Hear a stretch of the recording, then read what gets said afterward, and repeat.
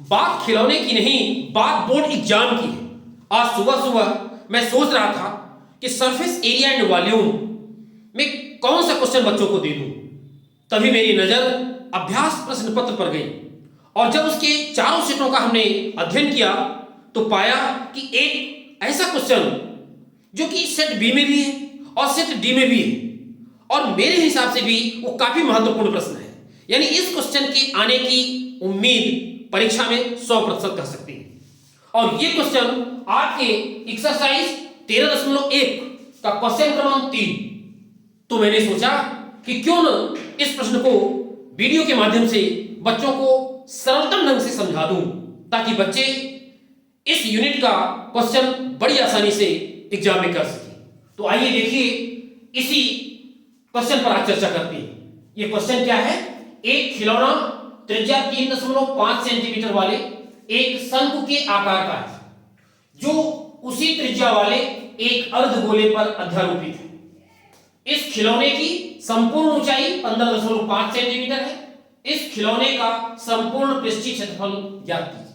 ध्यान दें, इस यूनिट के क्वेश्चन बहुत कठिन नहीं होते, किंतु आपको सूत्रों को कंठस्थ करना, जब पता चलेगा कि इसमें कौन सा सूत्र लगेगा और वो सूत्र यदि आपको याद ही नहीं है तो क्या आप क्वेश्चन हल कर पाएंगे? नहीं। इसलिए सबसे पहले इस यूनिट के जितने सूत्र हैं उन सूत्रों को आप तैयार करें और यदि सूत्र तैयार रहेंगे तो क्वेश्चन बड़ी आसानी से आप कर जाएंगे। मैं समझाने का प्रयास कर रहा हूं। आप देखिए सामने एक फिगर बना हुआ है, एक खिलौना, खिलौने का आकार है इसमें और खिलौने के आकार में दो इसमें आकृतियां समाहित हैं। ऊपरी आकृति शंक्वाकार है और नीचे की जो आकृति है वो अर्धगोलाकार है। एक खिलौना त्रिज्या 3.5 सेंटीमीटर वाले शंकु के आकार का है। ये जो शंक्वाकार भाग ऊपर आपको दिखाई दे रहा है इसकी त्रिज्या 3.5 सेंटीमीटर, ये गिवन है। इसके अलावा उसी त्रिज्या का अर्धगोला, ध्यान दें शंकु और अर्धगोला दोनों सेट तभी होंगे जब दोनों की त्रिज्याएं क्या हो? समान। तो यहां पर r बराबर 3.5 सेंटीमीटर, शंकु भी त्रिज्या है यानी शंक्वाकार भाग जो है उसकी भी त्रिज्या है और नीचे जो अर्धगोला है उसकी भी त्रिज्या कितनी है? 3.5 सेंटीमीटर। दोनों की त्रिज्या है 3.5। अब यहां पर बात यह आती है कि OA त्रिज्या भी 3.5 है तो OC भी तो त्रिज्या है, OC भी त्रिज्या है। तो इस तरीके से OC भी कितना हो जाएगा? 3.5। और यदि OC 3.5 हुआ मींस OC को हम कह सकते हैं क्या? अर्धगोले की ऊंचाई। ये अर्धगोले की त्रिज्या भी है और अर्धगोले की ऊंचाई भी है। तो अर्धगोले की जो ऊंचाई है इसको हम यहां पर लिख सकते हैं कितना? 3.5 सेंटीमीटर। ये हो गया अर्धगोले की ऊंचाई। अब यहां पर एक चीज दिया हुआ है कि इस खिलौने की संपूर्ण ऊंचाई 15.5, संपूर्ण ऊंचाई आप देखिए 15.5 सेंटीमीटर है। अर्धगोले की ऊंचाई हो गई कितना? 3.5 सेंटीमीटर। अब बचा शंकु की ऊंचाई। तो शंकु की ऊंचाई कैसे आप ज्ञात करेंगे? यानी पूरी ऊंचाई 15.5 में यदि हम अर्धगोले की ऊंचाई 3.5 को घटा लें तो आपको मिल जाएगा क्या? शंक्वाकार भाग की ऊंचाई। तो शंकु की ऊंचाई यहां पर निकालना आवश्यक है और शंकु की ऊंचाई निकालने के लिए हम क्या करेंगे? खिलौने की पूरी ऊंचाई में अर्धगोले की ऊंचाई 3.5 को घटा देंगे तो हमें मिल जाएगी क्या? शंकु की ऊंचाई। तो 15.5 में 3.5 को हम घटा देंगे तो कितना जाएगा? 12 सेंटीमीटर। तो ये शंकु या शंक्वाकार भाग की जो ऊंचाई है वो कितना हो जाएगी? 12 सेंटीमीटर। तो आइए इसको लिख लेते हैं क्या क्या इसमें सॉल्यूशन में आपको लिखना है। सबसे पहले आप इसके सॉल्यूशन में क्या लिखेंगे? ये जो शंक्वाकार भाग है उसकी त्रिज्या कितनी है? 3.5। तो सबसे पहली लाइन हम लिखें शंक्वाकार भाग की ऊंचाई, शंक्वाकार भाग की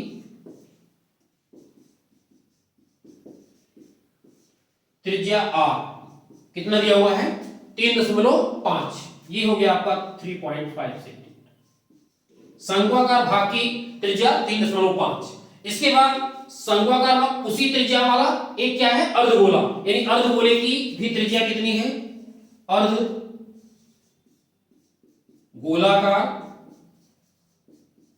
अर्धगोलाकार भाग की ऊंचाई, भाग की त्रिज्या,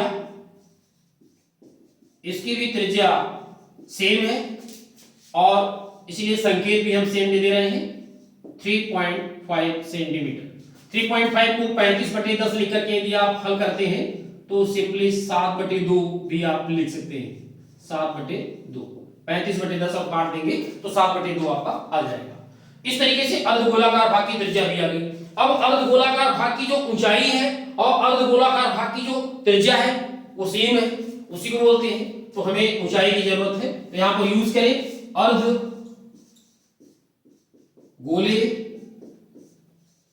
अर्धगोले की ऊंचाई, अर्धगोले की ऊंचाई बराबर किसके है? अर्धगोले की त्रिज्या। अर्धगोले की ऊंचाई बराबर अर्धगोले की त्रिज्या, यानी ये कितना है?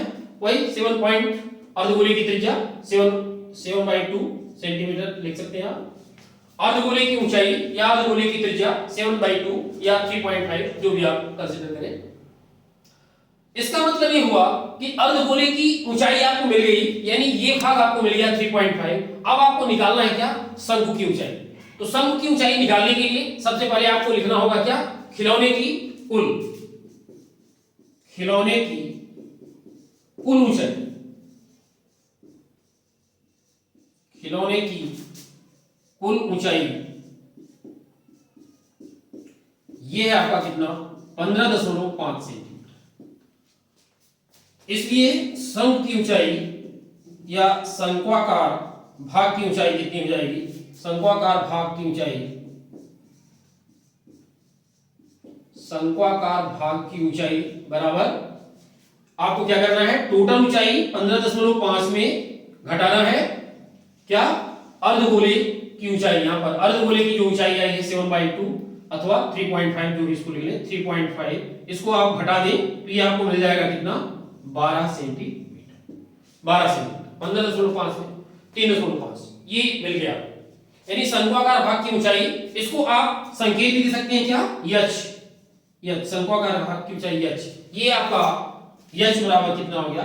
यच बराबर 12 सेंटीमीटर आर दिया हुआ है। अब इसमें जरूरत इस बात की है कि हमें निकालना है इस खिलौने का संपूर्ण पृष्ठीय क्षेत्रफल। संपूर्ण पृष्ठीय क्षेत्रफल पूरे खिलौने का निकालना है।